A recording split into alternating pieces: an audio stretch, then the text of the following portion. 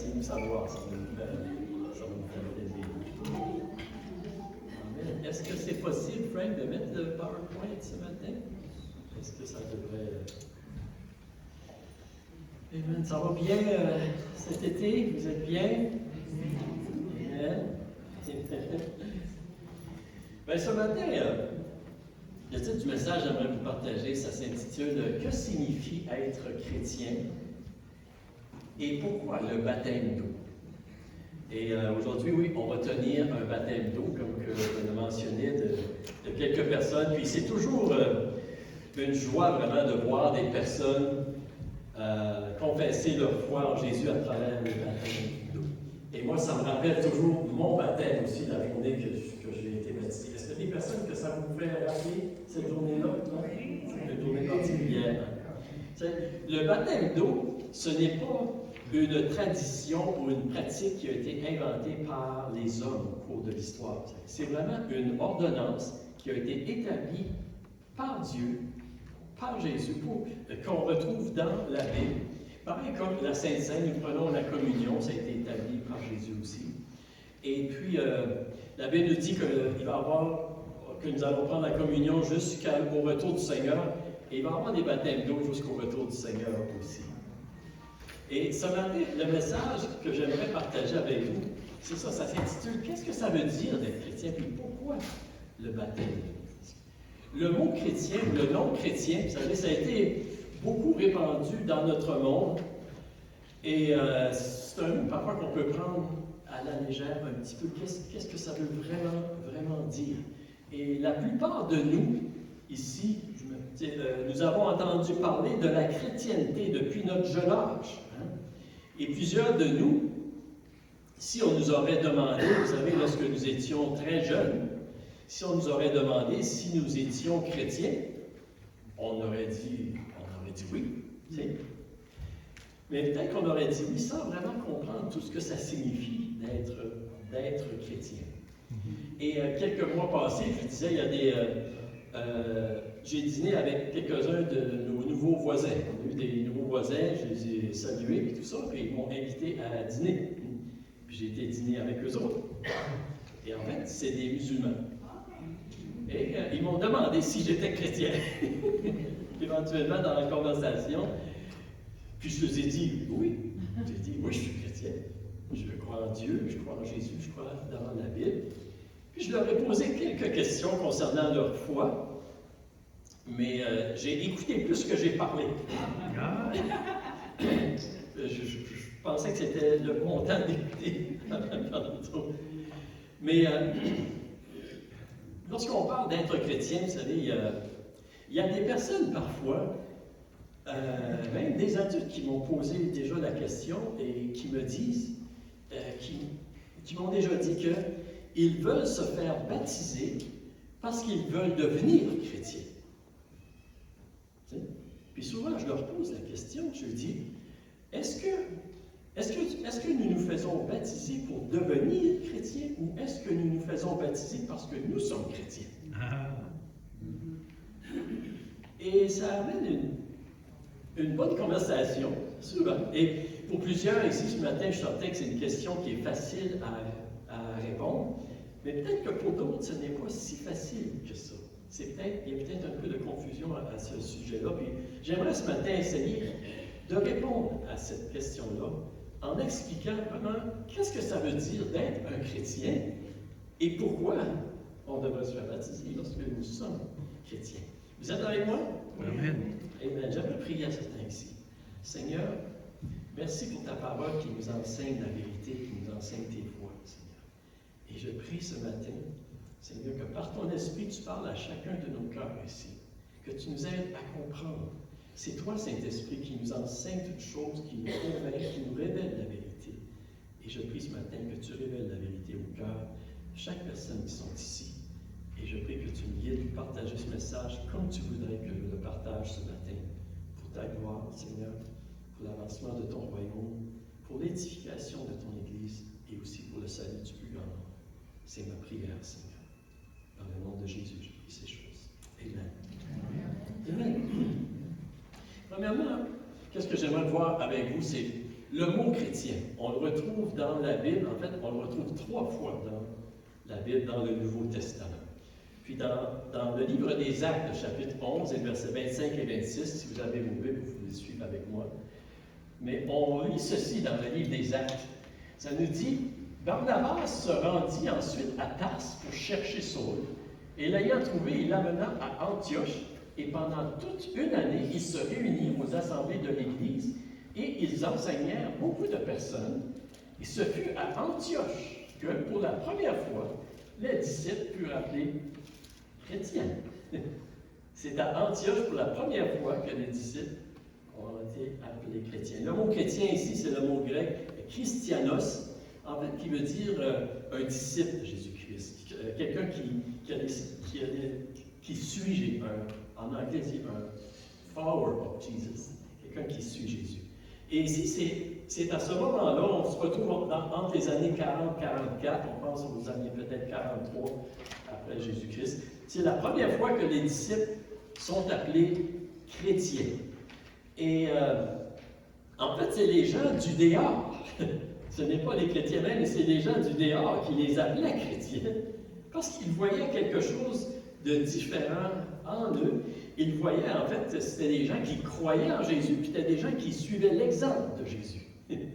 Et c'est comme ça qu'ils ont dit, ben, ça c'est comme c'est des chrétiens, ils ressemblent à Jésus. Et en fait, le nom de chrétien a continué de se répandre, et puis jusqu'à aujourd'hui, hein, en fait. Mais ça s'est répandu beaucoup, et ça continue à être utilisé. Puis dans le Nouveau Testament, on le retrouve, ce mot-là, à quelques reprises.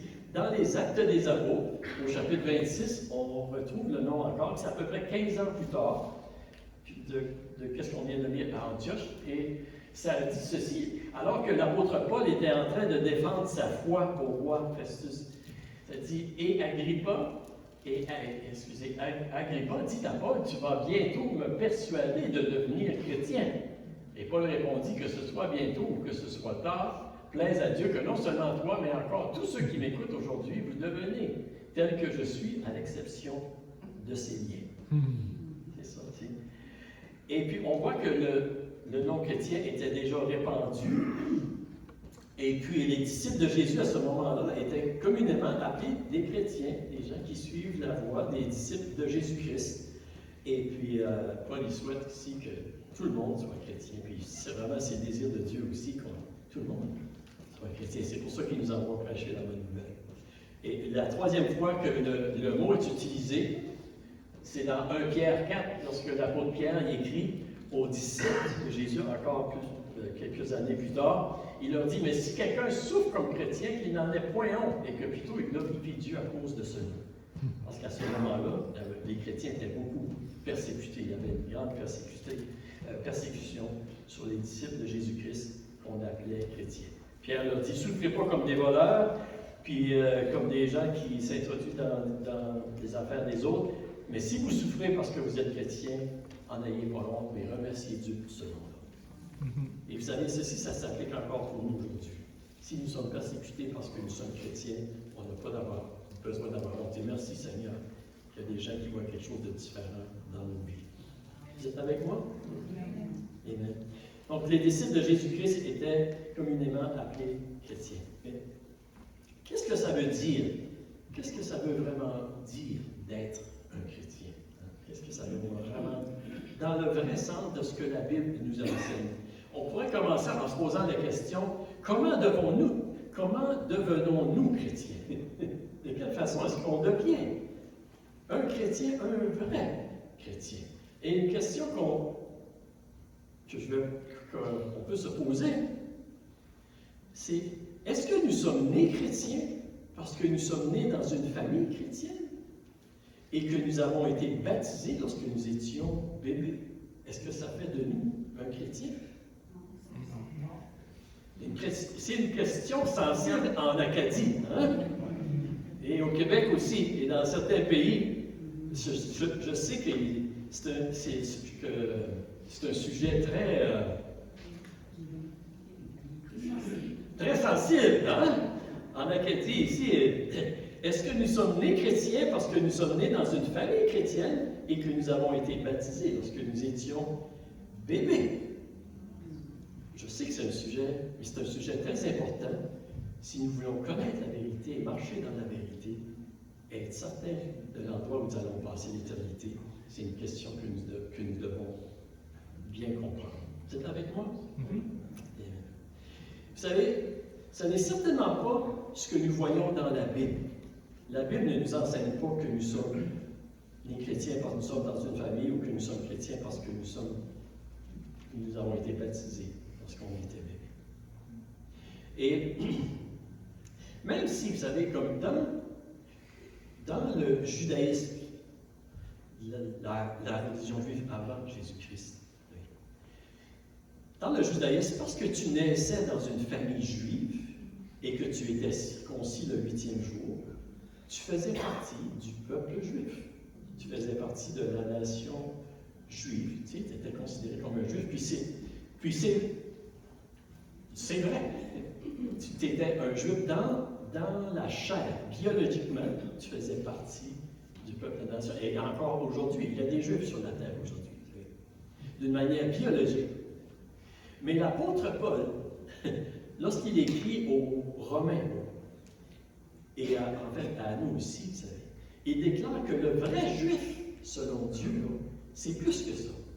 C'est plus que d'être né dans la nation, c'est plus, en fait, que d'être circoncis. Mais ça se passe dans le cœur, le juif. Et il dit ceci dans Romains 8, au verset 28 et 29. Il dit, le juif, ce n'est pas celui qui en a l'apparence. Et la circoncision, ce n'est pas celle qui est visible dans le corps. Mais le juif, c'est celui qui l'est intérieurement. Et la circoncision, c'est celle du cœur, accomplie par l'esprit et non par la loi écrite. La louange que reçoit ce juif ne vient pas des hommes, mais de Dieu. Voyez-vous? L'apôtre Paul, il dit clairement ici, selon Dieu, le vrai juif, c'est celui qui l'est intérieurement, celui qui a cru dans son cœur et qui a été converti sous la conviction de l'Esprit de Dieu. Vous êtes avec moi? Et en disant ceci, là, je veux juste clarifier, je ne dis pas qu'il n'y a pas un peuple juif sur la terre, Israël, qui est mis à part pour l'accomplissement des promesses de Dieu pour sauver le monde entier. Jésus était un juif, et Dieu nous a communiqué la parole de Dieu, la vérité, à travers le peuple juif. En fait, le peuple juif est une grande bénédiction pour toute l'humanité, toutes les nations. Mais il y a plusieurs personnes qui sont juifs biologiquement, je ne sais pas le terme que je pourrais utiliser, ils sont des juifs dans leur nation, mais il y en a plusieurs qui ne croient pas en Dieu et qui ne croient pas en Jésus. Et il y a une différence entre une personne qui se dit juive de nom et une personne qui a cru dans le Messie que Dieu a envoyé. Ça, c'est vrai. En fait, Jésus a dit un jour à plusieurs juifs qu'Abraham n'était pas leur père parce qu'ils ne croyaient pas en lui.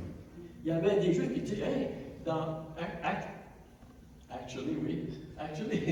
dans Jean chapitre 1, au verset 39, et vous pouvez lire le contexte aussi, Jésus, il parlait à des juifs qui disaient, hey, wow, nous autres, on est des enfants d'Abraham, tu sais. Mais ils lui répondirent, notre père, c'est Abraham. Jésus leur dit, si vous étiez enfants d'Abraham, vous feriez les œuvres d'Abraham. Si vous seriez vraiment les enfants d'Abraham, vous croiriez en moi, vous reconnaîtriez que je suis le Messie. Amen. Vous auriez la foi d'Abraham, la même foi d'Abraham. Et c'est la raison que nous sommes de la descendance d'Abraham. Dans Galates, l'apôtre Paul explique ceci. Nous sommes de la descendance d'Abraham parce que nous avons cru. Nous avons la même foi qu'Abraham en Dieu. Et qu'est-ce que je veux faire? Vous savez, on peut voir le même parallèle avec le baptême d'eau dans la chrétienté. Est-ce que vous me suivez? La même chose, vous savez. Ce n'est pas parce que nous sommes nés dans une famille chrétienne et que nous avons été baptisés bébés que nous sommes automatiquement des chrétiens. Ce n'est pas une mauvaise chose. Je suis pas en train de dire que c'est une mauvaise chose. En fait, vous savez, merci Seigneur, nous avons appris des choses dans plusieurs de nos familles qui nous ont parlé de Jésus de Dieu. Moi, j'ai grandi dans une famille, oui, une famille catholique chrétienne. Puis ma mère m'a enseigné des choses, mon père m'a enseigné des choses, puis je remercie Dieu pour ça aujourd'hui. Il y a plusieurs de vous aussi. Amen. Puis c'est pas mauvais. Comprenez-moi bien lorsque je partage ces choses-là. Mais il faut comprendre qu'il y a une différence. Il y a une différence entre avoir été enseigné certaines choses et vraiment de vivre une expérience avec Dieu. C'est ça, vous savez. Et il doit y avoir, vous savez, pour devenir un chrétien, il doit y avoir une circoncision de cœur. Il doit se passer quelque chose à l'intérieur de nous, dans notre cœur. Il doit avoir, vous savez, ça se produit, ça se réalise à l'intérieur de nous, de devenir chrétien. Il doit y avoir une rencontre, une expérience avec Dieu pour devenir un enfant de Dieu. Et devenir chrétien, vous savez, on pourrait dire que c'est une décision personnelle. C'est une décision personnelle que nous avons tous besoin de prendre. Il n'y a personne d'autre qui peut prendre cette décision-là pour nous. C'est notre relation avec Dieu. C'est un choix que nous prenons à un moment donné dans notre vie, de reconnaître que nous sommes pécheurs devant Dieu, que nous avons péché devant Dieu, et nous décidons de choisir de croire en Jésus-Christ et de l'accepter comme notre Sauveur et le Maître de notre vie, de notre Seigneur. Comme notre Seigneur. Amen. On voit ceci dans l'histoire, en fait, il y a plusieurs endroits, mais dans l'histoire de Philippe avec l'eunuque. Puis j'ai entendu dire que Magloire vous a parlé de ça la semaine passée, là. L'eunuque, puis j'ai pas pu écouter le message, là, mais je suis sûr que c'était un bon message. Il est en ligne. Vous pouvez l'écouter en ligne. Ah oui? Oui.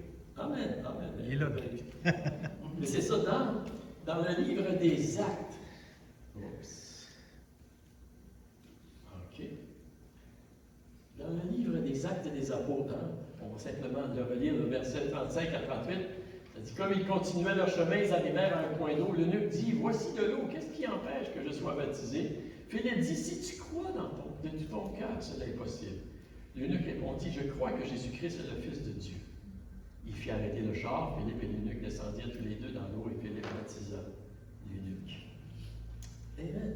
Philippe dit à l'eunuque, si tu crois de tout ton cœur, cela est possible. Il m'a dit, tu crois dans ton cœur. Et c'est un choix. Qu'est-ce que je veux dire ici, c'est que la foi vient avant le baptême. C'est pourquoi, avant de baptiser quelqu'un, vous savez, je leur demande toujours, qu'est-ce qu'ils croient en Jésus-Christ? C'est qui pour eux Jésus-Christ? Vendredi, on a eu un bon moment ensemble, on a passé presque 2 heures ensemble à parler, c'était vraiment bénissant. Et puis oui, parce que la foi, vient avant d'être baptisé. C'est un peu, une autre manière, on pourrait dire, vous savez, c'est comme, il faut devenir chrétien avant de se faire baptiser. Dans notre cœur, on doit croire en Jésus. Et comme je disais, vous savez, devenir chrétien, c'est une expérience personnelle. Mais c'est une expérience aussi qui change notre vie. Il y a quelque chose qui se produit dans notre vie.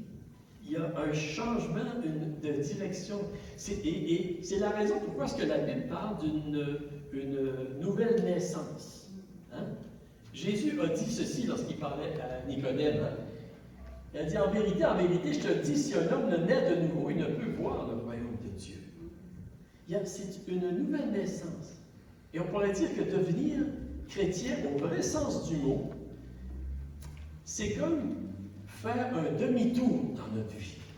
Choisir de prendre une nouvelle direction dans notre vie.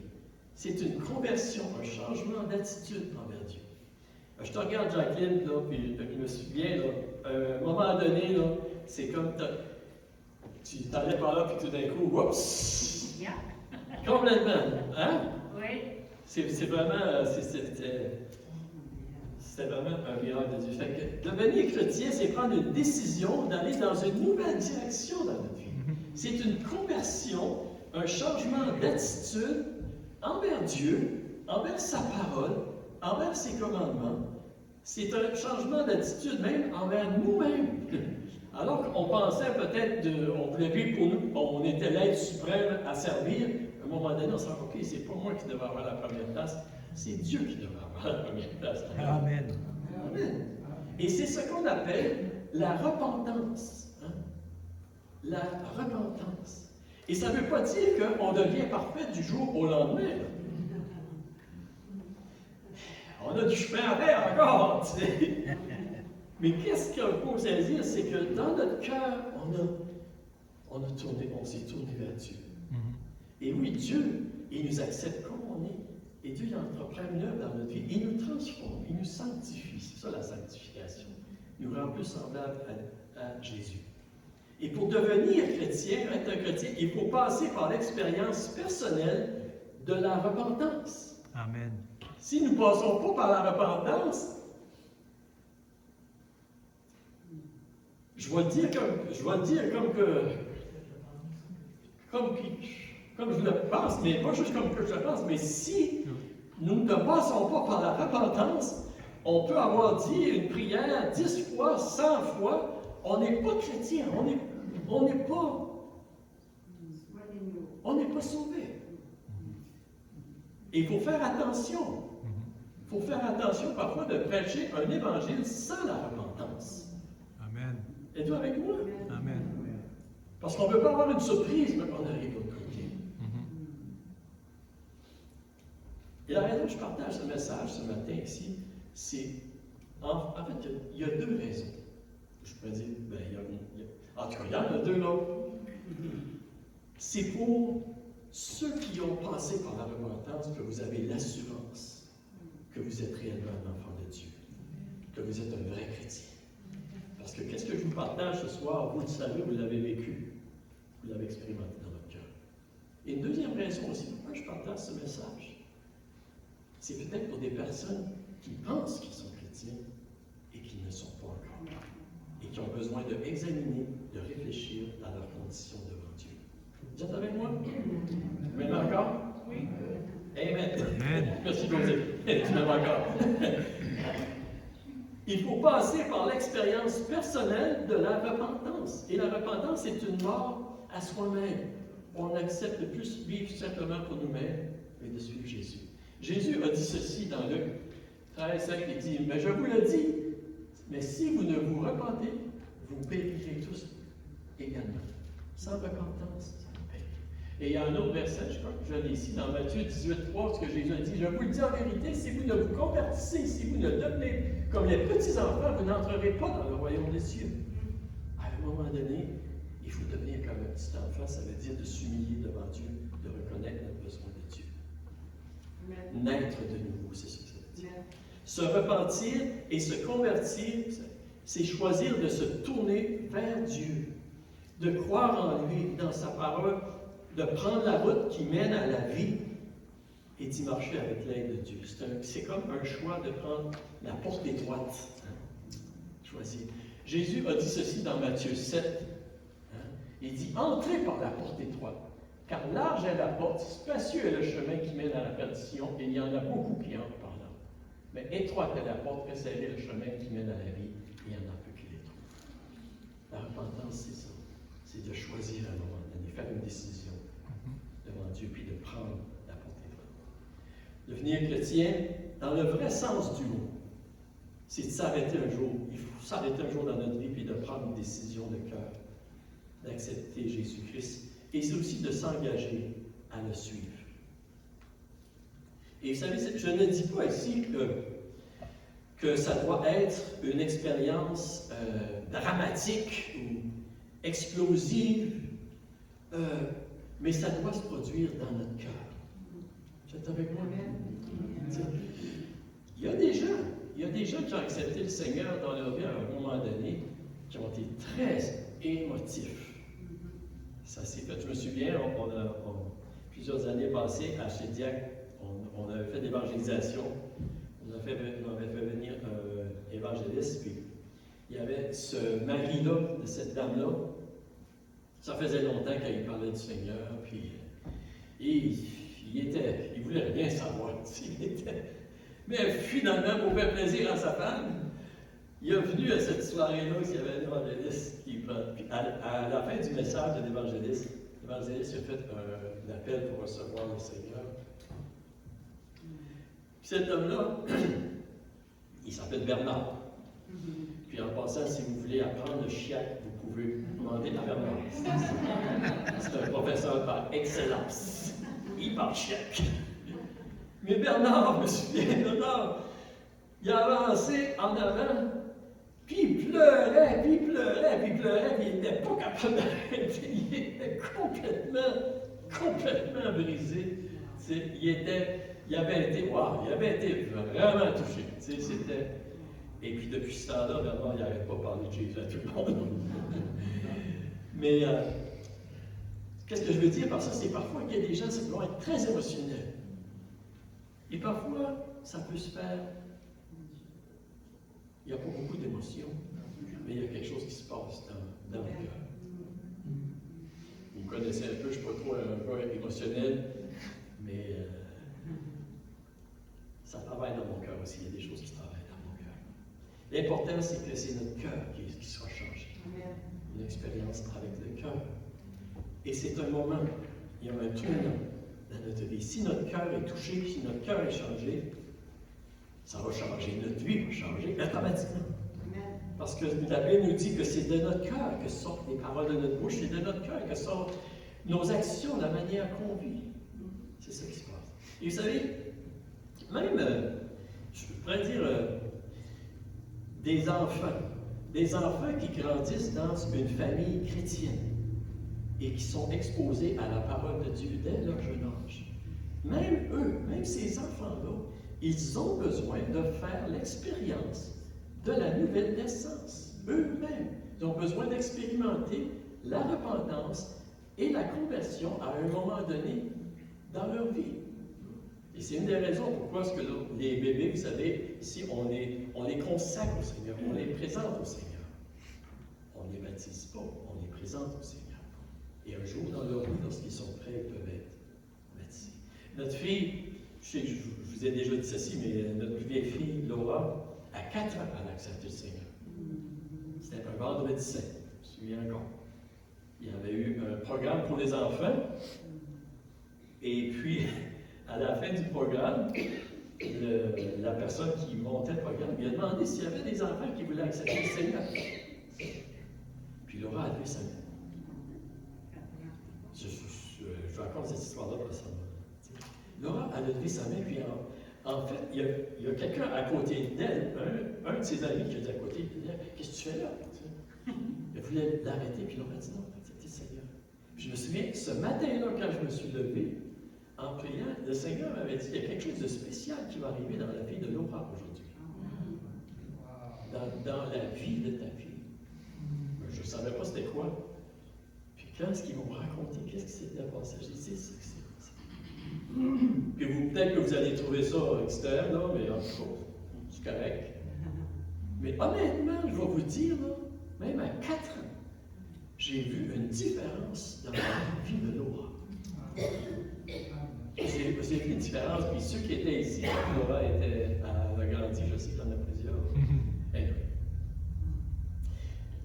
Mais je vous dis ceci pour vous dire que les enfants, même qui sont exposés, puis c'est une bonne chose qu'ils sont exposés à la parole de Dieu, et on devrait les exposer à la parole de Dieu, ils ont besoin eux aussi de faire leurs décisions. Et j'ai entendu plusieurs témoignages des pasteurs, en fait, qui ont grandi dans des familles de pasteurs, qui témoignent qu'à un certain âge, soit à 8 ans, à 12 ans, à 10 ans, dans un camp, dans un service d'église, une soirée ou dans leur chambre, à un moment donné, ils ont donné leur vie au Seigneur. Puis leur vie a été transformée. Et vous savez, ça ne veut pas dire que ces personnes-là, ces enfants-là, ou ce que je vous partage, là, ces personnes-là, ça ne veut pas dire qu'ils ne croyaient pas avant en Dieu et en Jésus. Non, ils avaient entendu parler de Jésus, merci Seigneur.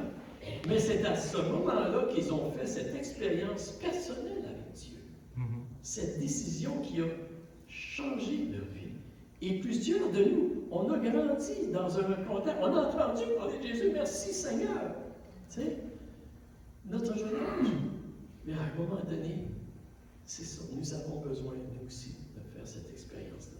Et c'est comme ça qu'on devient un chrétien selon le prince Dieu. Est-ce que vous êtes encore avec moi? Amen. Et l'apôtre Paul nous dit en fait que nous étions morts spirituellement, nous sommes passés à la vie. Dieu nous fait revivre. Devenir chrétien, c'est comme passer de la mort spirituelle à la vie spirituelle. C'est pour ça qu'on appelle ça une nouvelle naissance, vous savez. Et qu'on reçoit la vie éternelle. Notre corps est encore susceptible à la mort, mais notre esprit est rendu à la vie par le sang de Jésus qui nous couvre de tous nos péchés.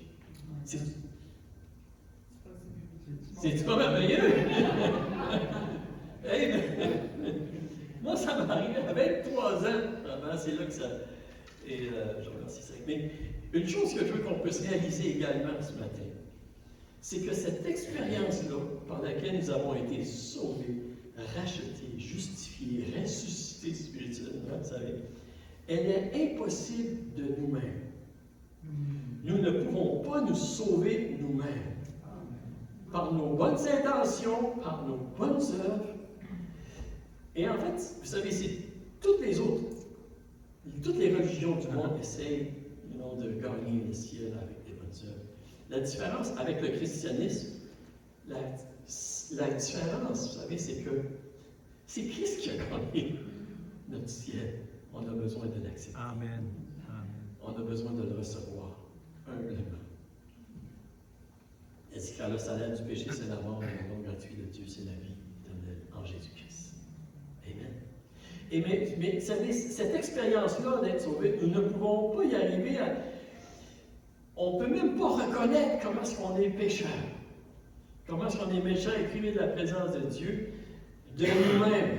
Il n'y a aucune personne, aussi intelligente soit-elle, aussi bonne soit-elle, aussi connaissant du bien et du mal qu'elle peut être, qui peut arriver à cette expérience-là, à se convaincre pour recevoir Christ dans sa vie. C'est impossible. Alors là, vous avez l'air tout découragé. Mais, Jésus a dit ceci. Dans Marc 10, les disciples furent encore plus étonnés, se dirent les uns des autres, qui peut donc être sauvé? Jésus les regarde et dit, aux hommes cela est impossible, mais non à Dieu, car tout est possible à Dieu. Et une chance, parce qu'il n'y aurait personne qui serait sauvé ici ce matin. Amen. Mais c'est possible grâce à Dieu. Et vous savez, même si nous ne cherchons pas Dieu, et que nous sommes souvent contre Dieu, que nous rejetons Dieu, sa présence, sa parole, même on blasphème son nom, vous savez, on l'envoie promener, tu sais, lui, il continue à nous cacher parce qu'il veut nous sauver. Amen. Vous savez, quand je pense à ça, je me souviens quand je travaillais dans les mines. Dans les mines, là, au Québec, au Québec, ça parle beaucoup de Dieu, mais pas toujours dans le bon sens. Je peux vous dire que dans les mines, on entendait le nom du Seigneur souvent. Et je ne suis pas fier de ça, mais moi aussi, j'utilisais le nom du Seigneur. Puis ça n'a pas dans le bon sens. Jusqu'à temps que le Seigneur a venu toucher mon cœur, me convaincre.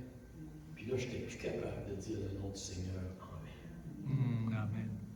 Je trouvais ça affreux. Je me suis dit, wow, qu'est-ce qui se passe en dedans de moi? Puis même les gens qui ont à côté de moi, j'avais changé de langage.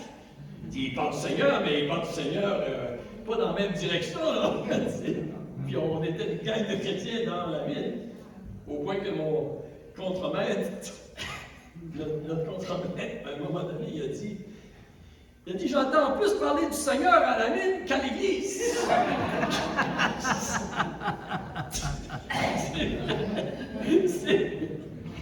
On avait été convertis, on était 5-6, on était convertis, puis ça parlait du Seigneur sur toutes les planches. Mais je vous dis ceci, il faut dire que Dieu, dans sa compassion et sa grâce, il nous cherche. Même Jésus a dit ceci à Zachée, dans le contexte, lorsqu'il parlait de Zachée. Il dit, en effet, le Fils de l'homme est venu chercher et sauver ce qui était perdu. Zachée a probablement bien des personnes qui l'auraient dit, hey, c'est un publicain, c'est un voleur, c'est un ci, c'est un ça. Mais Jésus était venu pour le sauver. Puis c'était encore comme ça aussi. Aujourd'hui, il cherche, il sauver une chasse. Vous savez, nous n'avons aucune gloire à retirer de notre salut. C'est ça que je veux dire, de notre expérience spirituelle avec Dieu. C'est Dieu qui est venu nous chercher dans sa grâce pour nous sauver. C'est pour ça qu'on vient. Et c'est une action qui est possible, une expérience qui est possible par l'action du Saint-Esprit qui vient nous convaincre de nos péchés, de la justice et du jugement, qui vient nous amener à Jésus.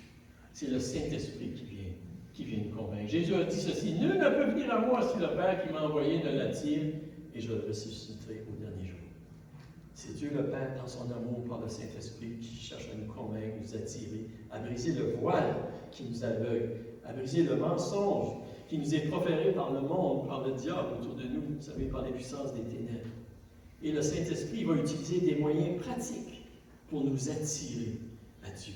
Il va utiliser parfois le témoignage d'une ou de plusieurs personnes pour nous amener à réfléchir. Personnellement, je sais, moi, c'est mon beau-frère puis ma soeur, leur vie a été transformée radicalement. Je me dis, qu'est-ce qui se passe avec eux autres? Puis on commence à parler de Jésus, tu sais. Ça a commencé à faire réfléchir. Le Saint-Esprit va utiliser la lecture de la parole de Dieu aussi. L'écoute de la parole de Dieu. Je me souviens,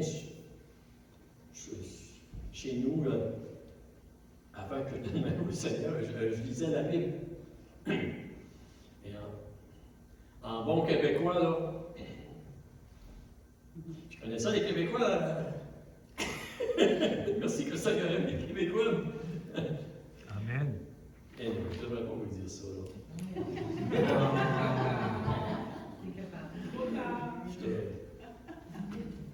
Je vous l'ai probablement déjà dit, je lisais ma Bible. J'avais commencé à lire ma Bible, j'avais sorti la vieille Bible. J'ai commencé à lire ma Bible. Je lisais ma Bible avec une grosse bière. Les grosses, au Québec, là, les grosses, c'est à peu près ça d'eau, là. Tranquillement, là, je commençais à mettre la bière de côté. C'est bon, ça. Le Seigneur me parlait, me convainquait. L'Esprit de Dieu me convainquait pour m'appliquer avec quelque chose de meilleur pour moi. Une vie beaucoup meilleure. Amen. Et c'est la même chose pour Valérie en lisant la Bible dans le salon chez nous, les béatitudes. C'est là que Dieu l'a rencontrée. Il lui a montré qu'elle était pécheresse, qu'elle avait besoin d'être sauvée. Elle a pensé qu'elle était correcte. Le Saint-Esprit va utiliser la prédication de la parole de Dieu. Combien de personnes avaient été touchées par des messages de Billy Graham?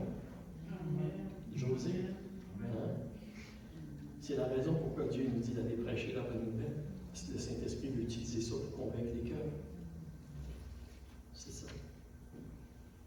Donc, devenir chrétien, en vrai sens du mot, c'est une expérience personnelle, une nouvelle naissance, une décision de changer de direction, puis Dieu qui entreprend avec nous. Donc, pourquoi le baptême d'eau? Là, vous me dites, mais vas-tu nous parler du baptême d'eau, finalement? OK. On pourrait dire, vous savez, que le baptême d'eau, c'est la suite logique et normale de notre expérience en tant que chrétien.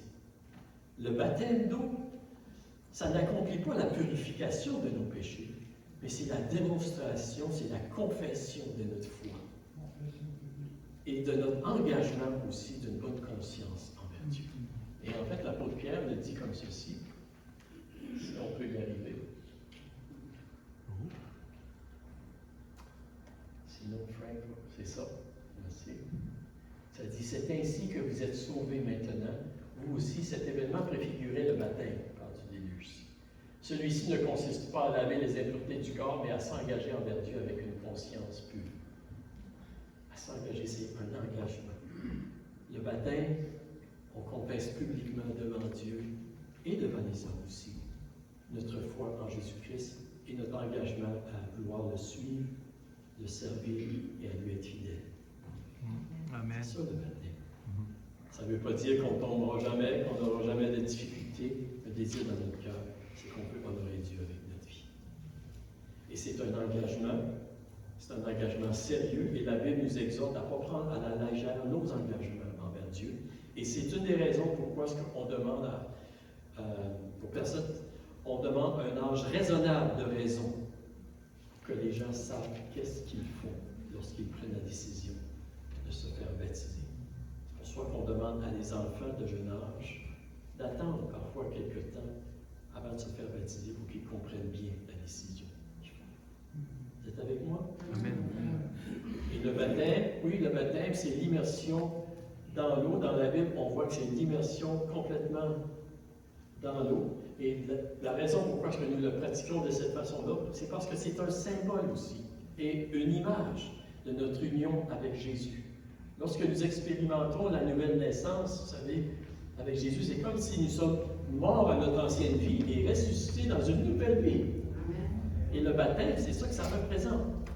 J'ai accepté de mourir à mon ancienne vie et maintenant, je crois que je suis ressuscité dans une nouvelle vie avec Jésus.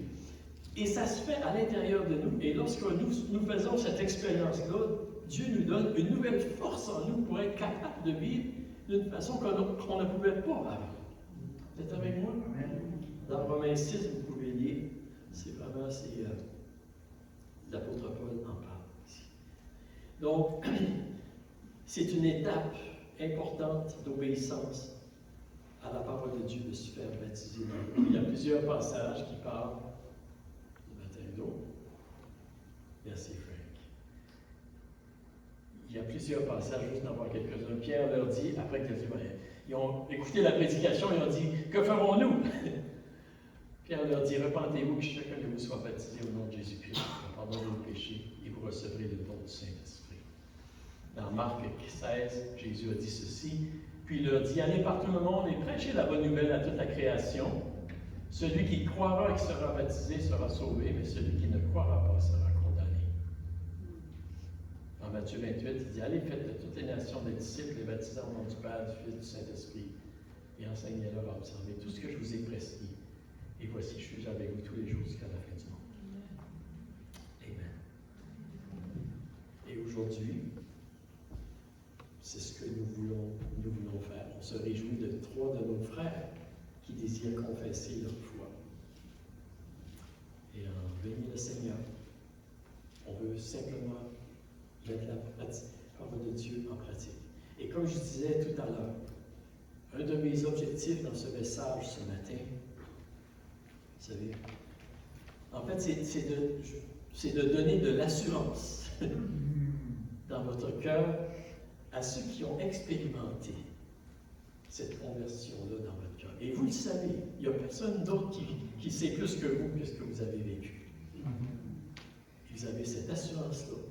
La parole de Dieu, si nous avons Christ dans notre vie, nous avons la vie éternelle. Amen. Nous sommes sauvés. Amen. Nous sommes chrétiens. Et la Bible veut que nous ayons cette assurance. Amen. Amen. Et un de mes objectifs ce matin, c'est que vous sachiez, que vous viviez votre vie chrétienne avec cette assurance-là dans votre cœur. Amen. C'est important. Et un de mes objectifs aussi, le deuxième objectif que j'ai mentionné tout à l'heure, c'est pour apporter une réflexion sérieuse concernant notre statut chrétien. À ceux peut-être, je ne sais pas, mais peut-être à ceux qui pensent, peut-être, qui sont chrétiens, parce qu'ils sont nés dans une famille chrétienne, puis qui ont été baptisés comme enfants, vous avez besoin de plus que ça. Vous avez besoin d'expérimenter une nouvelle naissance et la repentance. Amen. Amen. Nous avons besoin de partager la vérité. Jésus a dit la vérité. Et c'est important que nous partagions nous aussi la vérité. Amen. Amen. Et j'aimerais ce matin, j'avais offert à nos 3 candidats s'ils voulaient venir donner un petit témoignage avant d'aller se faire baptiser. C'est une option. Je dis, vous ne l'êtes pas forcé. Mais si vous voulez, parce que je sais que c'est pas tout le monde qui va venir à la rivière Nigado, mais je les ai demandé s'ils voulaient ce matin donner un petit témoignage. lever. Je ne sais pas s'il s'en vient